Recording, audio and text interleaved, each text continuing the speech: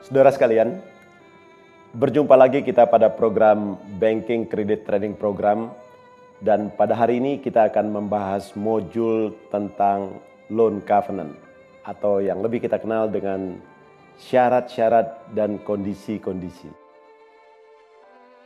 Adapun objektif daripada modul kita pertama, agar kita semua mengerti apa objektif atau kegunaan daripada covenant itu sendiri yang kita cantumkan dalam suatu perjanjian kredit. Yang kedua, kita mengerti beda dari covenant baik berupa afirmatif maupun negatif covenant. Dan yang ketiga, untuk kita bisa menyusun covenant yang tepat bagi nasabah kita. Objektif yang keempat, untuk kita mengerti prinsip utama dari covenant adalah smart up. Dan yang terakhir, apa yang harus kita lakukan jika terjadi one prestasi atau pelanggaran covenant. Intinya tujuan kita semua adalah agar kita mampu menyusun suatu proteksi yang lebih baik bagi bank kita. Mari kita masuk di dalam materinya. Saudara, mari kita bicara tentang jenis-jenis covenant berdasarkan fungsinya. Secara garis besar ada dua kelompok daripada covenant. Yang pertama, affirmative covenant, dan yang kedua, negative covenant. Basically, affirmative covenant adalah hal atau syarat atau kondisi-kondisi yang harus dilakukan atau dipenuhi oleh debitur. Sedangkan yang kedua adalah negative covenant. Berlawanan dengan afirmatif, ini merupakan syarat-syarat atau kondisi-kondisi yang melarang debitur untuk melakukan tindakan-tindakan tertentu. Semuanya tujuannya untuk memberikan proteksi kepada nasabah dan kepada bank. Mari kita lihat contoh-contoh daripada affirmative covenant. Contoh pertama di sini adalah casualty insurance atau asuransi kecelakaan. Isi daripada covenant ini intinya kita menyuruh debitur untuk mengasuransikan aset-aset perusahaan, terutama yang dijaminkan kepada bank, dan juga jika perlu yang tidak dijaminkan atas kemungkinan timbulnya kerugian atau kecelakaan di kemudian hari.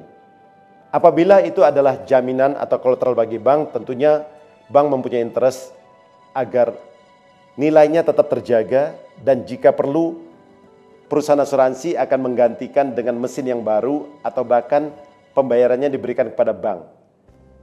Apabila itu dijaminkan kepada bank, biasanya bank meminta banker clause atas asuransi tersebut. Nah, bagi aset yang tidak dijaminkan kepada bank,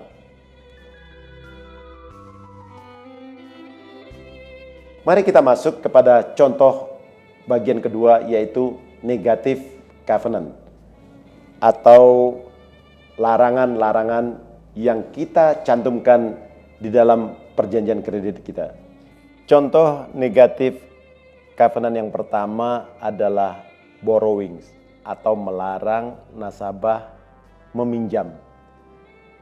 Di sini bank melarang nasabah untuk mengajukan pinjaman baru, tentunya di luar daripada pinjaman yang sudah ada sekarang dan pinjaman yang sudah diberikan oleh bank.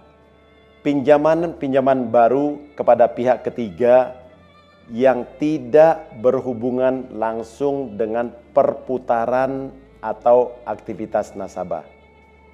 Nah, seluruh pinjaman yang sifatnya atau timbul karena normal business operation atau normal business transaction, misalnya karena perusahaan membeli bahan baku dan mendapat hutang dari supplier, misalnya karena perusahaan merupakan suatu perusahaan pembiayaan di mana telah disediakan fasilitas oleh bank sebagai funding banknya.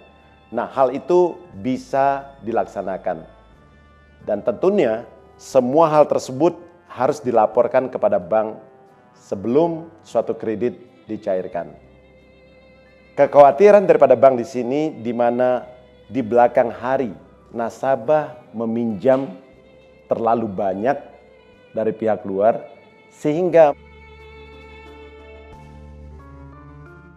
kita masuk ke bagian terakhir daripada modul covenant kita, yaitu apa yang terjadi apabila terjadi pelanggaran terhadap covenant-covenant yang sudah diberikan oleh bank atau terjadi breach of covenant.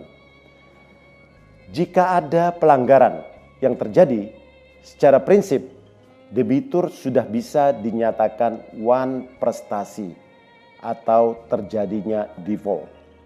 Dan jika pelanggaran tersebut bersifat material dan kritikal bagi risiko bank, bank bisa melakukan tindakan-tindakan antara lain pertama membatalkan perjanjian kredit.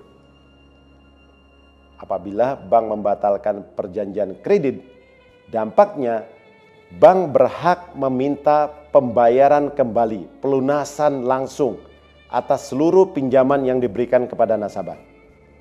Dan jika hal itu tidak bisa atau tidak mau dilakukan oleh nasabah, bank berhak melakukan penuntutan atau litigasi lewat pengadilan.